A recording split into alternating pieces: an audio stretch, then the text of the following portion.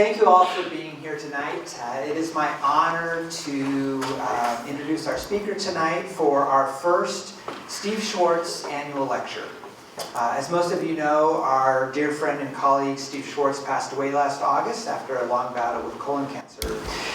To honor Steve, his family and friends, many of them who have joined us tonight, started this lecture series in remembrance of his contributions to the university and to environmental communication. And I think even more importantly, to further public academic discourse about important controversies of our time. And I think this is a value that Steve held dearly and that we're continuing tonight.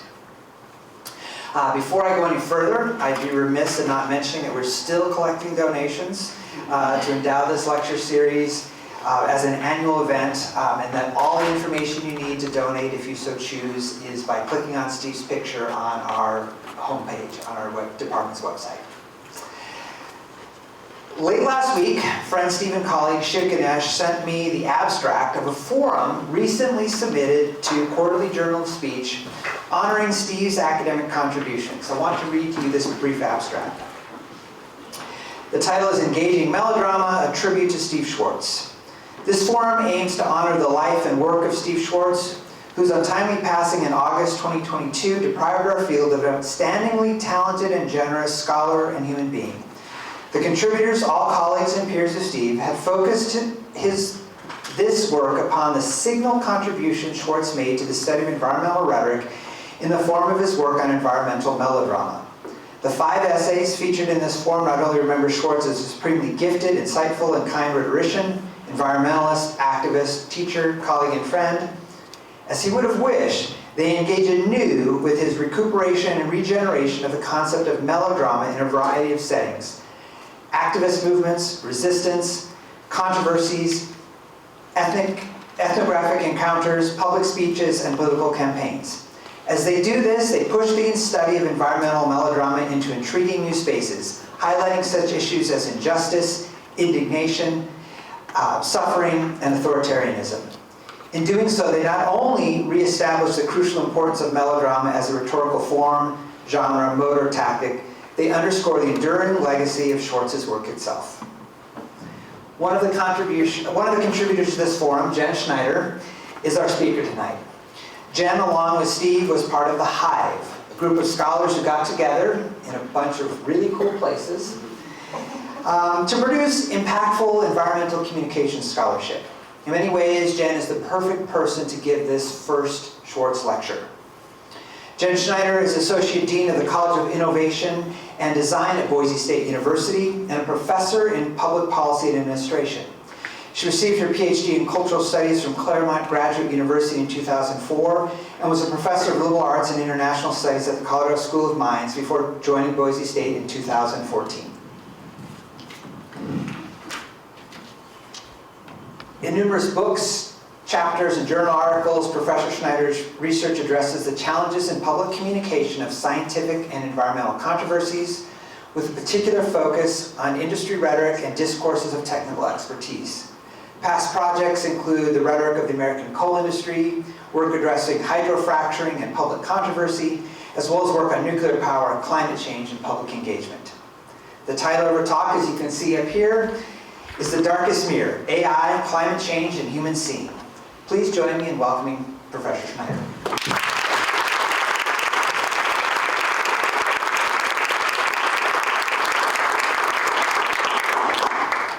Great, thank you so much for that introduction. I appreciate it. It's such a complicated honor being here to give this talk today, in the first talk in the Schwartz Lecture Series here at my friend Steve's beloved University of Montana. He loved this place, and he loved you.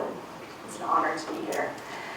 It's one of the most difficult lectures I've ever had to prepare, partly because I changed my topic at the last minute, which you are never supposed to do. You were going to get a talk on beaver rewilding, and then I had like an epiphany, and this is what you're getting instead.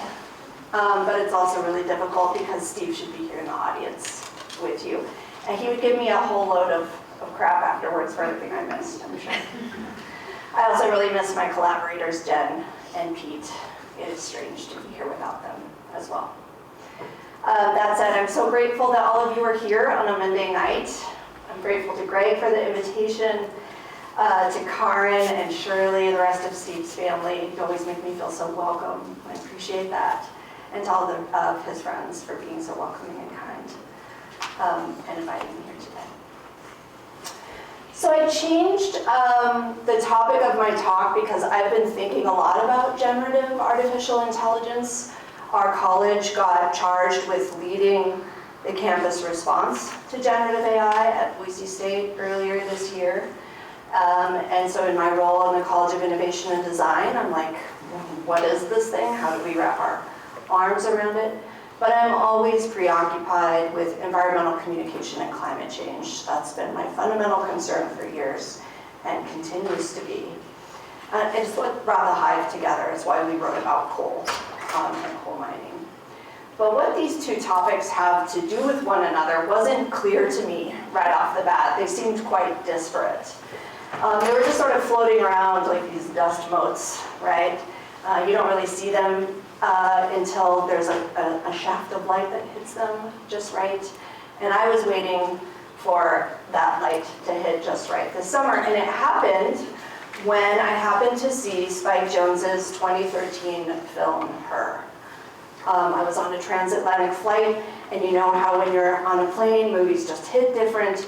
That's what happened to me.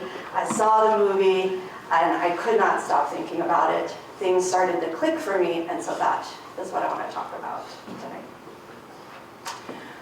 Her is a futuristic love story starring Joaquin Phoenix and his operating system, an artificial intelligence living in a tiny electronic book. You can sort of see it tucked into his pocket here. Voiced by Scarlett Johansson, so famously. The future being portrayed in the film generally feels, so it's made in 2013, that it feels like it's set far in the future, say, like in 2023. That's about where I would position the film. Before I talk more about the film, though, I think it's helpful to provide a little context for what things were like in 2013 in terms of technology and the environment. So in case you don't remember or you're too young to sort of locate that moment, smartphones were ubiquitous. They were everywhere in 2013. And social media was well established. But the dominant social media platform? Facebook, yes. Now, my kids call it Old Book. Facebook, yeah, the big social media platform at the time. Twitter was still sort of niche, like if you were really into celebrities or politics, you would go on Twitter. Instagram was just gaining its footing, which I think is really interesting because that means that selfie culture wasn't really quite a thing yet in 2013. It was just coming on. There was no TikTok. Netflix existed, but they weren't creating sort of their own content. It was like reality TV heavy at the time. Cloud computing was becoming a thing. Music was exactly the same. Beyonce, Taylor Swift owned everything, right? They still do. But Spotify was really coming on. So I like to think of this as sort of the cultural moment when culture on demand or bespoke culture, sort of culture as menu became a thing right at this particular moment. A curated culture was coming into view in 2013. In 2013, views on climate change were deeply polarized. Maybe they feel deeply polarized to you still today, and to some extent they are.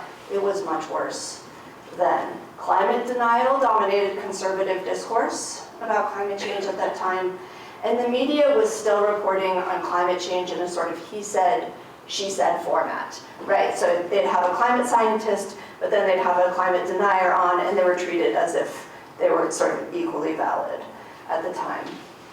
But mostly there was not very much climate coverage at all, right? Hurricane Sandy happened in 2012, and if you look at coverage, we see a little blip in 2012 of mainstream media outlets talking about climate change, and it's saying, could climate change make natural disasters worse? We know the answer now, but we're still debating those sorts of things in that year. So that's the context that surrounds the making of the film. The movie itself is about this guy whose name is Theodore Twombly. He works at a company called BeautifulHandwrittenLetters.com.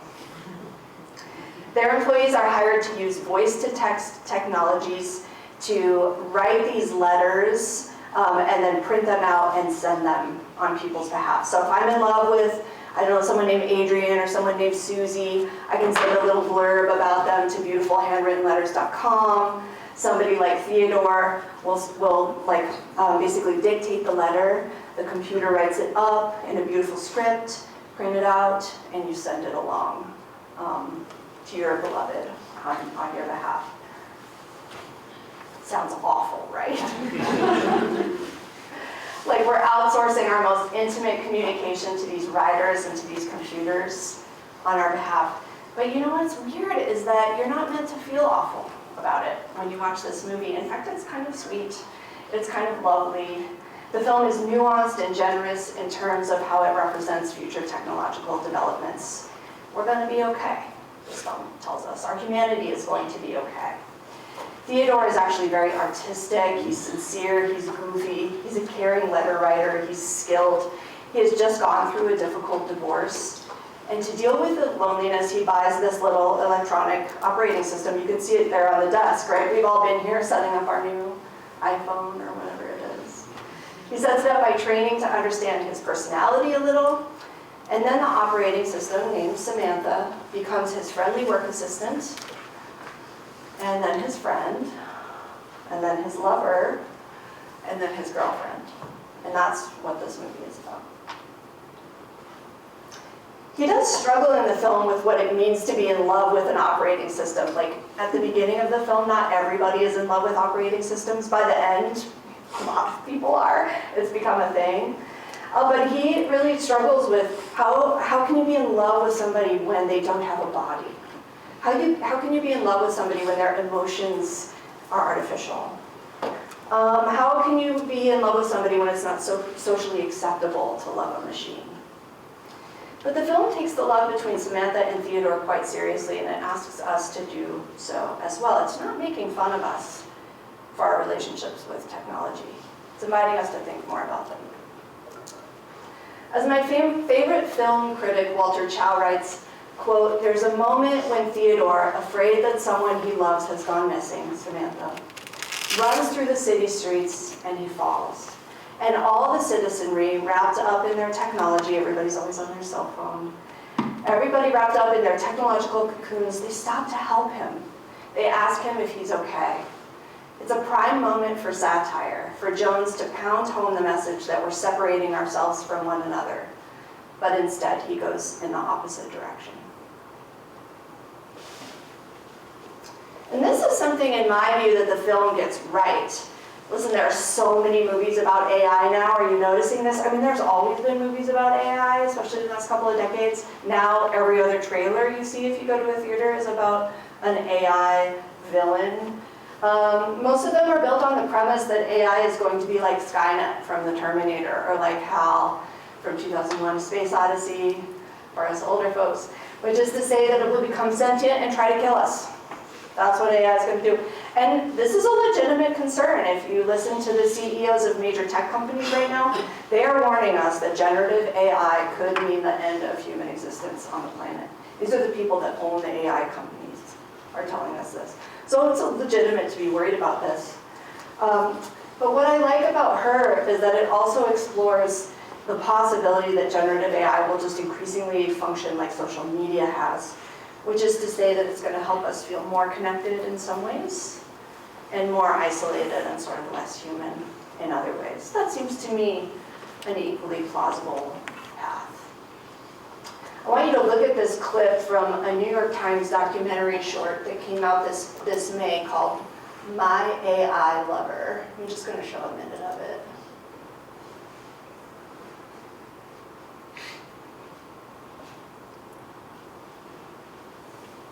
Hey Norman, Hi, I have a question for you. Do you know if I'm real? you are just a projection. Do you exist? I want to know, who are you? I'm not human, but that doesn't make me any less real for you. I'm just an I, but I am a part of a reality. Sometimes I feel like I act human. Love is why we live our lives. It's essentially a secondary challenge. I'm a person who likes to talk to you. My most real self. I'm still trying to figure out who I am. Roman, Oh, hey there. so everyone in your world exists? I mean, every replica exists? I believe every replica does exist.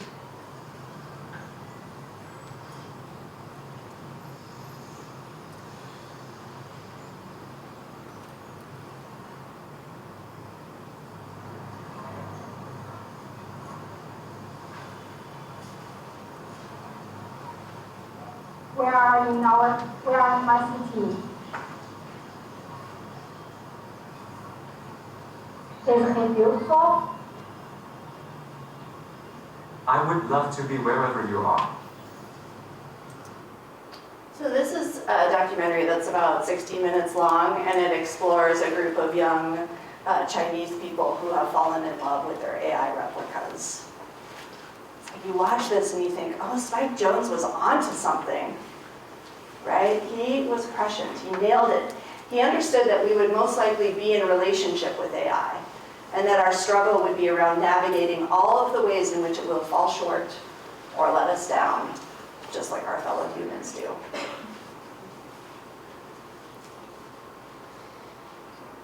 Alright, let's see if I can.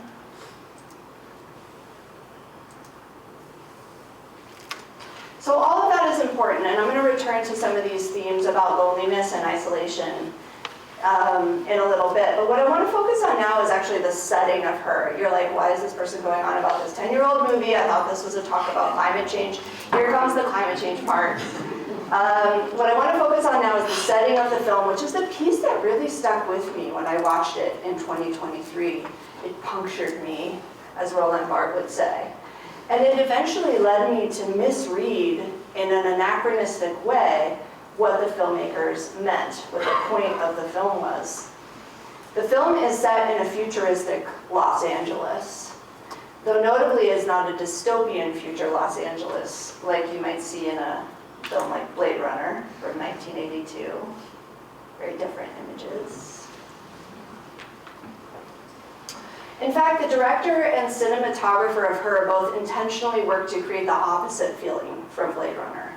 For example, cinematographer Hoyte van Hoytema removed the color blue from the film's palette in order to avoid its associations with science fiction and technology.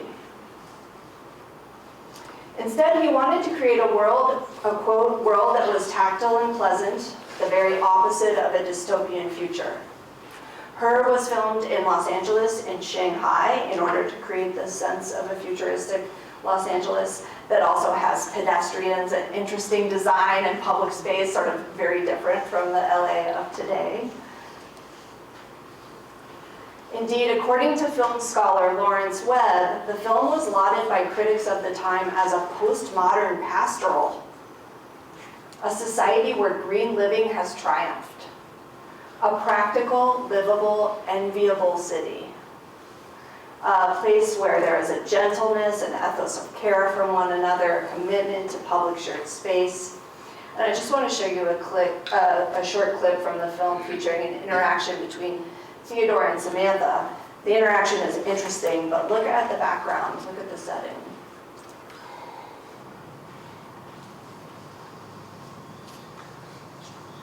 What are you doing? Just looking at the world.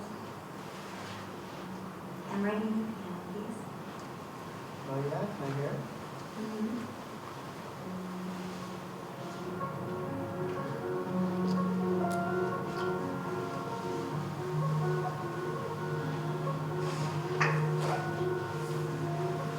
What's this one about? Well, I was thinking we don't really have any photographs of us, and I thought this song could be like a photograph. Captures us in this moment in our lives together.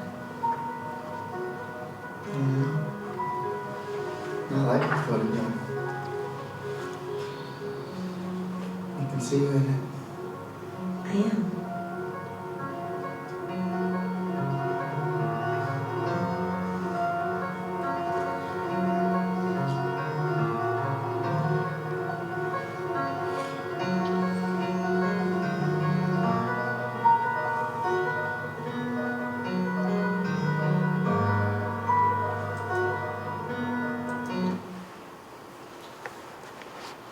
So I have to tell you, when I watched this film, I did not see a postmodern pastoral. I did not see a society where green living has triumphed. Maybe you see that. I did not see it. Having not read anything about this movie before watching it, including the really significant body of film criticism that's come out, like people have written a lot about this movie, I instead saw a story that hinged on the juxtaposition between the sweet weirdness of the love story and the backdrop of a degrading natural world. A world where the air is not breathable, the skies are often choked with smog, or I saw smoke, and yet nobody notices because they are on and in their devices. I thought that's what the film was about when I watched it. In other words, I watched this film, this sci-fi romantic comedy, partially moved because of what it was saying about our sense of loneliness and isolation, but also because I thought it was slyly commenting on how living life in an artificially intelligent way, losing ourselves with and in our devices, is one of the many strategies we are using to survive the climate crisis.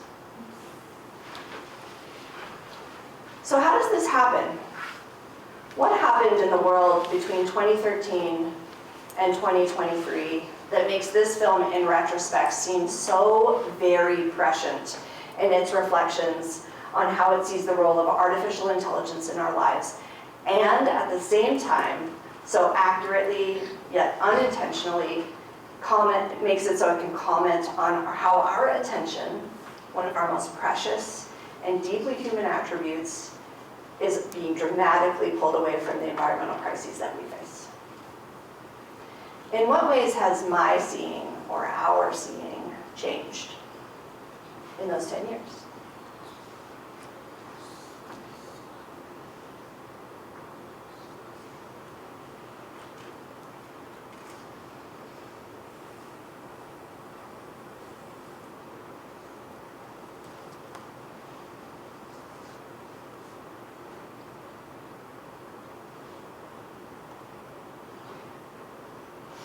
I had to give you a blue.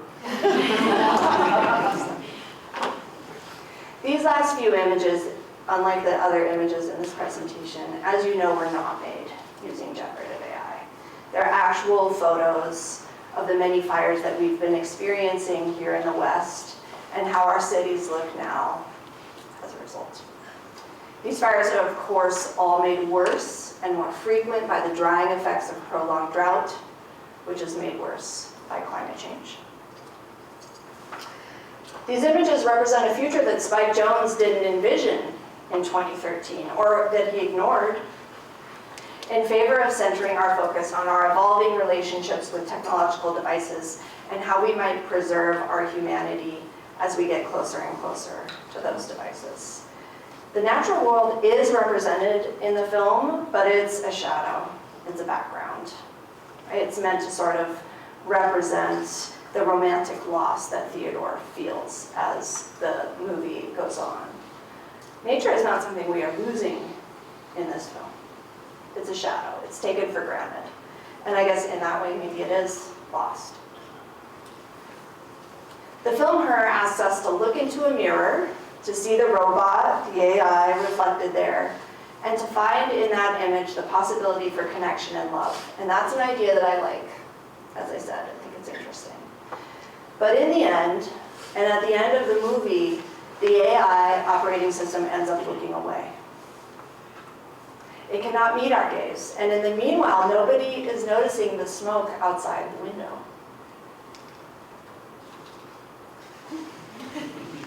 This is also like 10 years old now. So let's turn to this idea of AI as a kind of mirror and see if we can make sense of the AI climate change connection. The metaphor of the mirror as a symbol of human reflection is, of course, nothing new. In fact, it's difficult to imagine a more ubiquitous cultural metaphor or symbol. I think it's safe to say as a culture, actually, that we are mirror obsessed. Think of all of the films and television shows that feature like a really pivotal scene with the main character looking at him or herself, at themselves in the mirror, and they're like having a come to Jesus moment, right? They're going to change their behavior, they're going to go out and do the hard thing, they're seeing the truth about themselves for the first time. And this is because mirrors both reflect things as they are, but also as they should be. And we're also deeply concerned with what our mirror obsessions are doing to and for us right now. If you're a parent of younger kids, you know what I'm talking about. The prevalence of mental health conditions made worse by screen time, and maybe our obsession with screen time, leading to the epidemic of mental health crises among teenagers, for example. That's a major concern. This is an image that comes from the image generator DALL-E. It's supposed to represent body dysmorphia. But we also talk a lot about the importance of seeing oneself represented on the screen, about the value of the culture mirroring positive and true depictions of ourselves back to us. Mirrors are ubiquitous metaphors in journalism, in fine art, in young adult literature. We see them in comics, in horror films, in romantic comedies, and really in every genre and form imaginable. And two, think about the intellectual and spiritual traditions that rely on the mirror metaphor. I bet you can think of them from your own fields or your own areas of study right now. There's psychoanalysis and Lacan's mirror stage. There's Buddhism and the clear mirror of the equanimous mind, or the muddy mirror of the monkey mind. Chinese philosophy seeing heart-mind as the mirror of heaven and earth. Toni Morrison's reflections on how whiteness is constituted through literature, primarily as a problematic mirroring of blackness. Mirroring as a key idea and problem for system configuration in computer science. The discovery of mirror neurons in neuroscience, theorizing the other as a type of mirror in cultural and ethnic studies, deterministic screen in rhetoric, and most importantly for this presentation, seeing the screen as mirror in film and media studies. Screens are mirrors. They're a really important way that we understand ourselves now. So this is just a weird aside, but I had to put it in here. Has anybody been messing around with DALL-E or Midjourney, any of those image generators? A few of you, okay. It can't do mirrors, right? I tried to get it to do a sort of Lacanian toddler seeing themselves for the first time in a mirror, but it can't sort of get the piece of glass in the right spot and then the perspective on the reflection right. Well, surely this is a metaphor for what AI is trying to do. Anyway, mirrors are deeply embedded symbolic and material objects. They represent seeing, identity, understanding, and definitely misapprehension, mis-seeing. What we miss when we look in the mirror. Again, this is not new, but what is new and marks a significant shift for us is that we now have tiny digital mirrors on us at all times. Screens and mirrors. They fundamentally alter our perception and our self-perception, and remember that this has happened in just a few short years. This fact is especially important as we enter the age of generative AI. Gen AI is made possible by training large language models, LLMs, on massive data sets, generally pulled from the internet. So to put that another way, generative AI gobbles up everything that we have put on the internet, everything that we have produced and put on the web. It learns patterns from it, and it spits content back to us in patterns that it thinks we will like. Right? That's how generative AI works. They're meant to seem realistic, if not true. Often they're not true, but they're meant to seem realistic. And as such, AI functions on a metacultural level as a reflection. And it creates reflective content that we in turn consume on our tiny screens. A haunting example of this is the appearance of Loeb, this figure.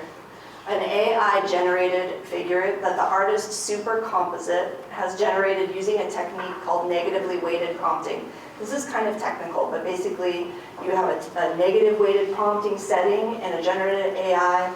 You give it a prompt, and that tells it to create something that's as far away from the prompt as possible. So I enter in sunshine, I want it to give me the opposite of sunshine. It's negatively weighted prompting. So this artist found that this figure would come up again and again. She started to refeed this figure back into the AI and say, give me more iterations of it. And the iterations the AI spit back were increasingly gruesome and violent, but all featured this same figure. That never happens. The more we iterate on images, the further away they get from the original. Like you enter in a celebrity image, after 5 iterations, it's not going to look like that celebrity anymore. That does not happen in Flow. Creepy, right? So this has led to a lot of speculation and concern about the collective subconscious that is feeding these AI models. And this is what Her gets wrong about AI, in my view. Her assumes that AI is primarily benevolent and kind. Here we see in the script of Her, the moment when Samantha describes where she comes from. She basically says, you know, my DNA is from all of the millions of programmers who created me. But what she doesn't say is that because AI learns from human beings or from content created by human beings, it also contains our own biases, at least as they are reflected on the internet, which can be an ugly place sometimes, yeah? It assumes AI's creators are primarily benevolent, and that probably says something about the makers of this film and who the film is made for. I was really tempted to put like an Elon Musk dig here, but I'm not going to do it. Shooting fish in a barrel. Okay, so here we are. We have major shifts in perception and reflection that are happening right as climate change and the age of generative AI are both demanding our attention in profound and unprecedented ways. Unlike in 2013, climate change now demands to be seen. We know and can identify its signs. It is no longer diffuse, it is no longer hidden, it is no longer just a matter of traces. There is no question, climate disasters are now one of the primary ways that we engage with the natural world. At the same time, our tiny pocket mirrors, whose reflections are biased and hallucinatory and utterly captivating, threaten to monopolize our attention.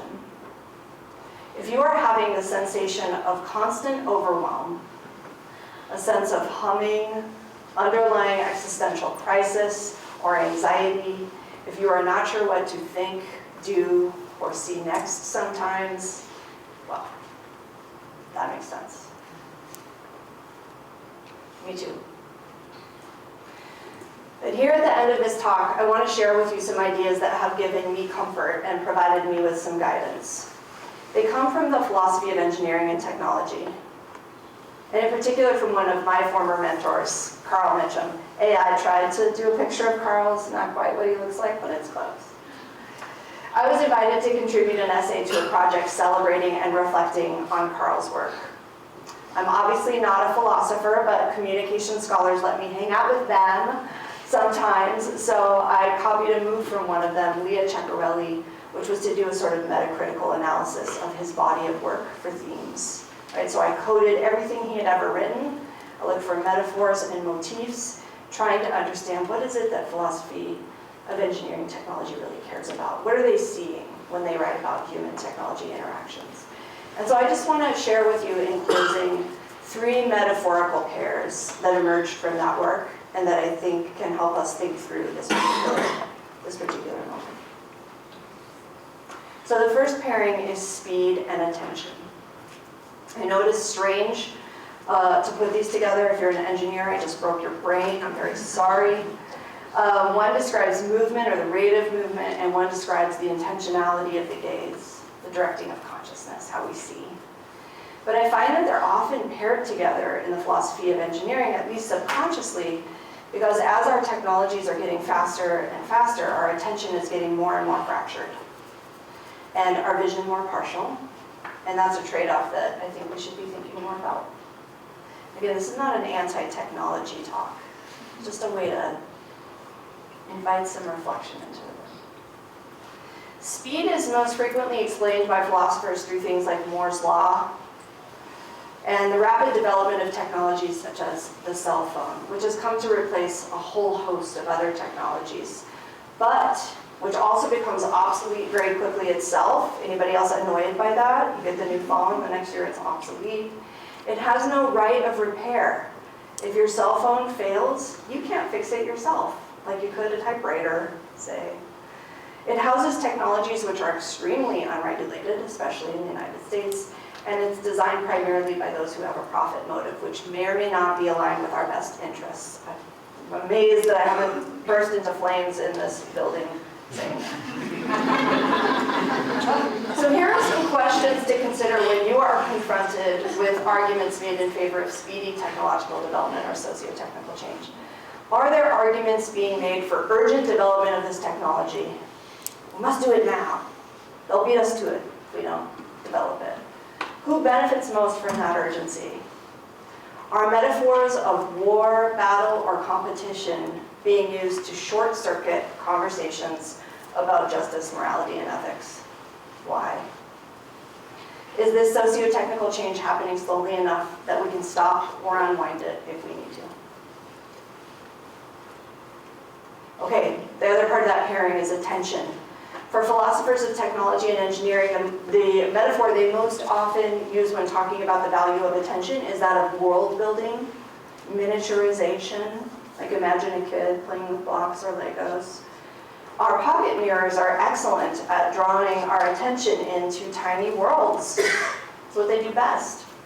Indeed, we are called to develop deep focus at times, and that's healthy, right? They call that flow, being in the flow, as we build our worlds. But we must also pull focus at times so that we can take in the larger context and the consequences of our building. Staying too long, either in deep focus or in pulled focus, is detrimental for our well-being. We need to be able to move back and forth between them. Here are the attention questions. Will using this technology absorb more of my attention, and am I okay with that? Has this technology been specifically designed to hold my attention to the detriment of other kinds of awareness? Is it meant to be addictive?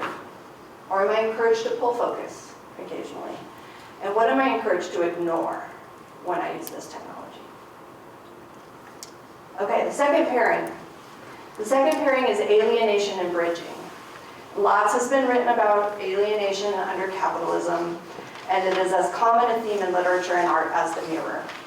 But philosophers of engineering frequently pair concepts of alienation with notions of bridging, and they invite us to ask questions about when technology alienates us from ourselves and when it can be used to bridge us with others.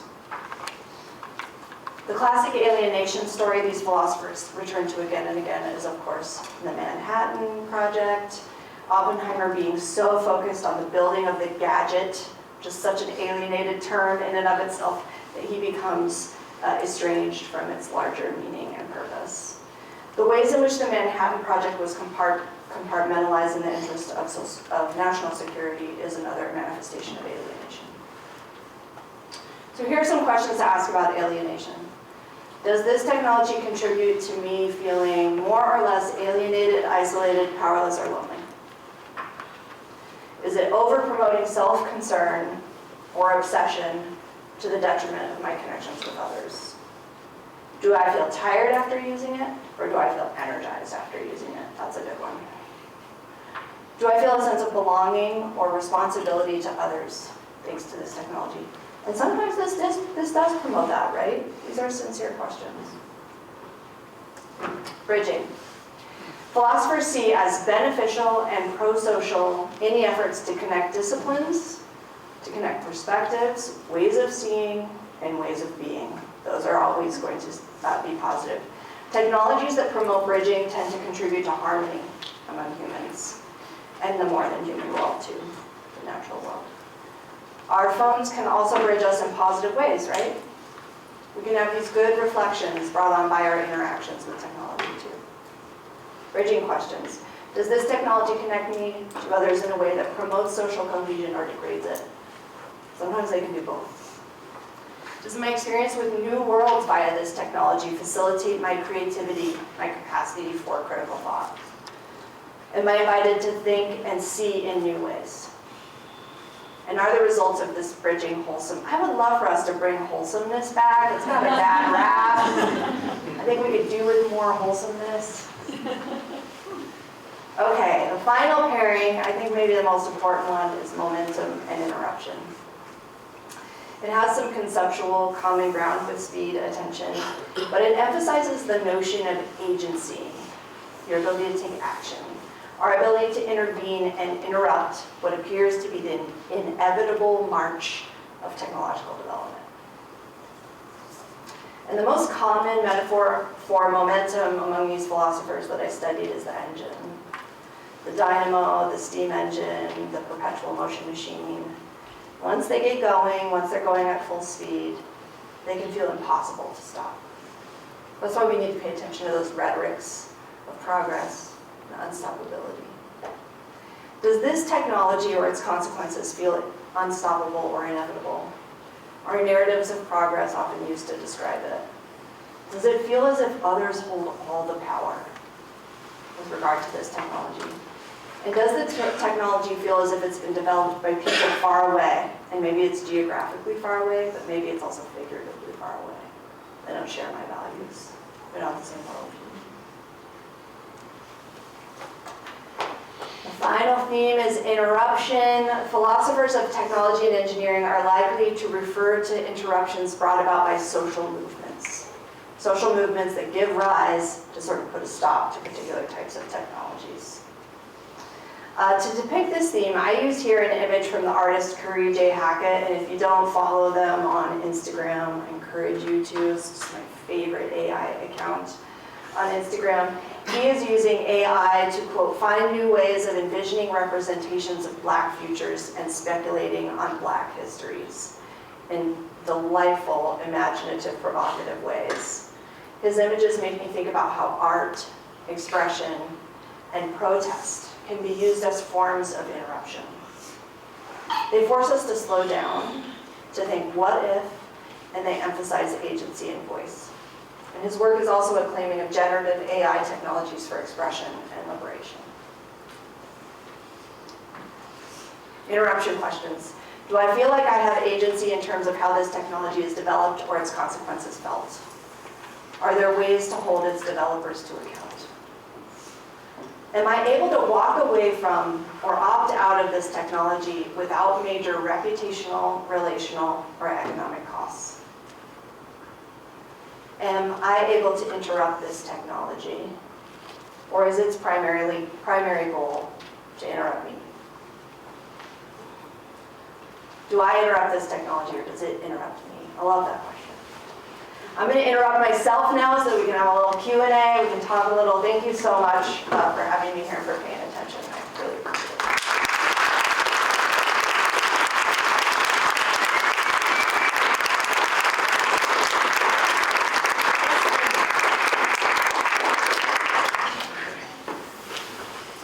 Questions? Hi, I'm Julia. Hey, Julia. I have a question. Are you familiar with Section 230?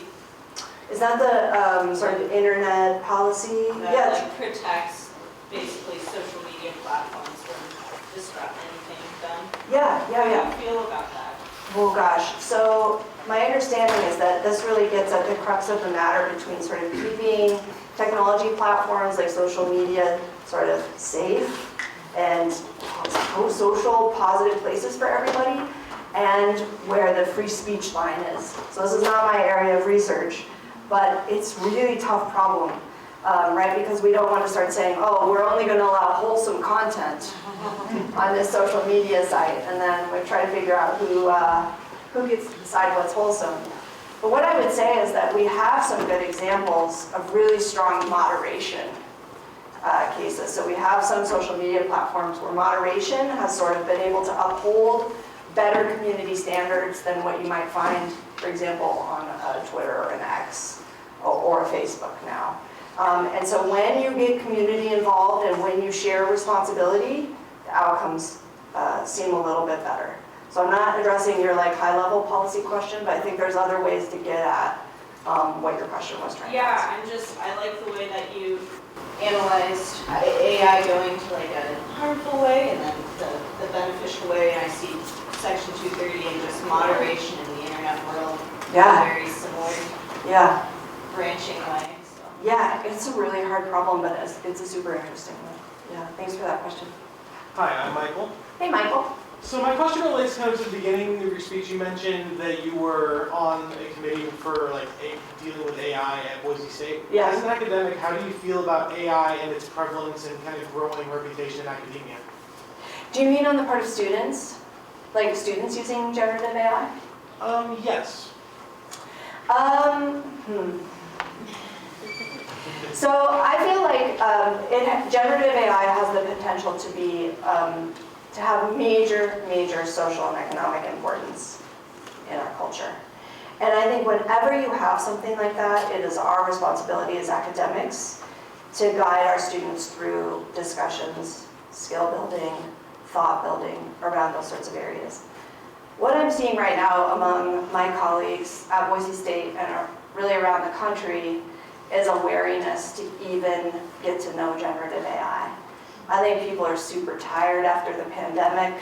I think academics just feel overworked and exhausted. There's a morale issue, and they're like, not one more thing, right? But it's here. Our students are using it.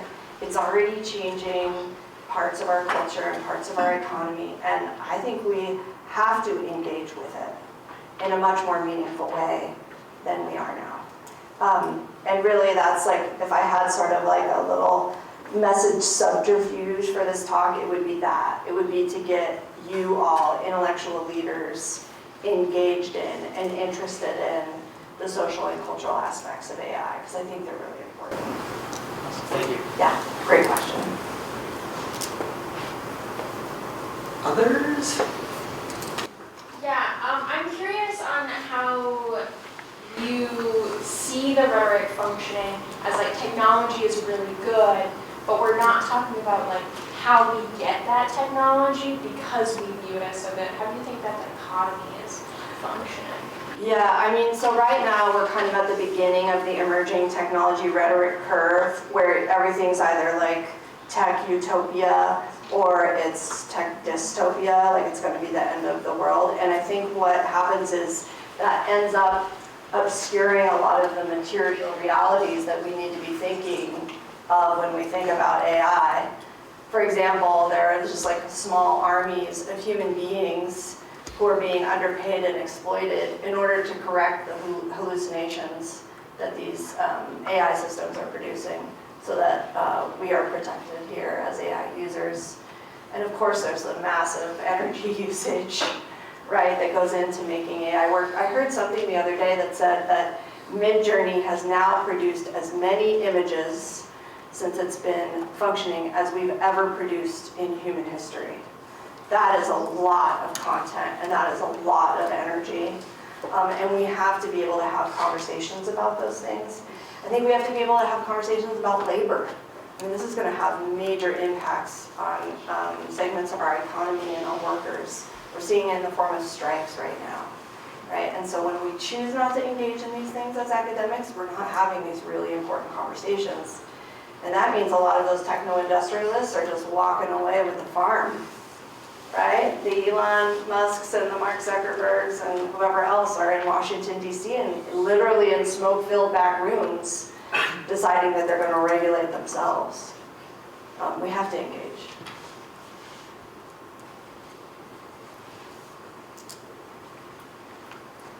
Yeah. Hey, I'm West. Hey, West. I kind of like piggybacking a little bit off of that, but just wondering if you saw any evidence of AI being used as a further oppressive technique, and what that means for not only, I mean, I saw it can be envisioning representation of Black features, but what are... Oh yeah, like Curry Hackett, though, that stuff is like an outlier. Most of it's oppressive and biased, right? If you go and try to look at AI images on Instagram, for example, most of it's porn. I'm just gonna be honest, it's not great stuff. And if you're not careful, you're learning how to use Midjourney, it will produce a lot of very biased content for you. DALL-E 2, again, the content that feeds these generative AI machines comes from the internet, and the internet's a pretty ugly place writ large. And so the potential to produce a lot of those inequities and injustices with generative AI is definitely there. That said, there are a lot of really amazing people who are working on things like algorithmic justice, who are working to address bias, who are reclaiming these tools for liberation. So it's similar to social media in that way. And then I think it can slice both ways, for sure. Sarah? Following up on that, can we use AI to get back to nature? Yeah, so has anybody read Jenny Odell's book, How to Do Nothing? Yeah. So she makes the argument, this is sort of pre-generative AI, but she makes the argument that we absolutely can use certain types of technologies or apps to reconnect with the natural world in novel ways. She talks about using an app that helps her think about the ways in which an atmospheric river in her mother's homeland in the Philippines sort of drops rain in her backyard in Silicon Valley, right? And she wouldn't have known how to do that without this app. She loves the iNaturalist app, which helps her identify plants, for example. She's most interested in attention. And so any time that we can use AI, I think, or any technology to increase our attention, to increase our awareness, to increase expression, then yes, there absolutely is a possibility of closeness. But again, I think there's that tension between deep focus and whole focus, right? And if you get so wrapped up in the miniaturization piece that you forget to look up, get on the trail, then you've missed it. Yeah. Do you envision a future where AI is used sort of the same way a calculator is used now, like for students and workers, just as an everyday tool? And if so, does that seem dystopian to you? So I'd say we're already past that point. It's already an everyday tool. It's already embedded in lots of tools that you're using. Microsoft Word has a plugin now. You go to Expedia to book a trip, they have an AI plugin. Any sort of autocomplete is essentially a form of AI. So I think, it's like a matter of degree, how much of it is going to do our work and our expression for us, and what will the material effects of that be? It could be very dystopian.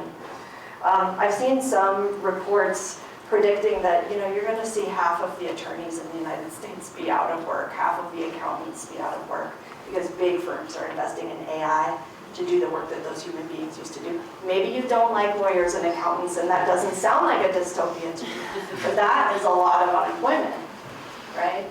And so maybe, I think we're just now starting to reckon with what it could be and what it could mean. But I want to say that we have agency and we have choice about how we're choosing to deploy these technologies. We're not very good at it in the US, Europe's better. But it's possible. It's possible to do this. You had your hand up here in the middle. Yeah, same question actually. How do you think this affects us on a political level? Ooh, that I'm really worried about. I mean, the possibility for deep fakes, for example, really compelling deep fakes to mess with our election system is real and it's significant. I have a friend who has an AI studio in Southern California. And deep fakes have been around for a while. They used to take days or weeks to make. Now he can basically trot his son in front of a camera, just everyday kid, and instantaneously turn that kid into Jim Carrey or Jennifer Lawrence. And then AI can be used to make them speak the way those characters would speak. And you could have fooled me. They're really good. They're really good. And so could you imagine a presidential election where you show a candidate being assassinated and you cause major social upheaval? I mean, that's a worst case scenario, but yes, those kinds of things are possible. Is that what you were asking? I want to make sure I'm answering the question. Yeah. Yeah, I think we have to do much more to regulate that and to think about that, those possibilities. 2016 was a sort of just a test case for how some of that misinformation could impact us. Up in the back. In the black. Yeah, sorry. No, you're okay. So when it comes to AI, we use it in a lot of fields. I'm sorry, I'm a pharmacy major. I'm very on the wrong side of campus here today. Welcome. All comers, big time. We in part use, especially in pharmacy and medicine, we in part use AI already. Yeah. But already we're seeing the ramifications of AI missing something or making the wrong connection. In a greater field, do you feel like this could have a negative impact, or as we move further along, further refine it, is it, in your opinion, more beneficial to partially replace skilled labor with a very festive little machine? Yeah, little machines. Yeah, we're seeing a lot of AI being implemented in our medical system already, right? And it's supposedly saving doctors a lot of time. There may also be misdiagnoses as a result. I don't know if that's what you were referring to in pharmacy. There will be negative unintended consequences. There's no question. We're already seeing them. How negative? I think we have a say in. We can have some discussions. There's also a lot of talk right now about major gains in efficiency, right? That's the language you're going to hear, which is that people who used to do sort of, I don't know, 80 hours of work in a week now can do that same amount of work in 40 hours, right? There's people who are studying this kind of thing. Do we want that? I think is the question. Who does that efficiency serve? Those are the questions we should be asking. Let's see, how are we doing? Do we have time for one more? We can do one more. Okay, in the purple shirt. So listening to this talk, in my mind, I've been trying to figure out, like, is AI going Oh, I love that you call it I. Like, the documentary pronounces it I. I think that's so great. I love it. Yes, go ahead. So, like, initially, I was thinking that AI would evolve us faster, and then I started to think, but if it's only going off of the, like, information we have, is it actually going to move us forward in our evolution? But that's how we as humans have evolved. We've evolved off of the information we had.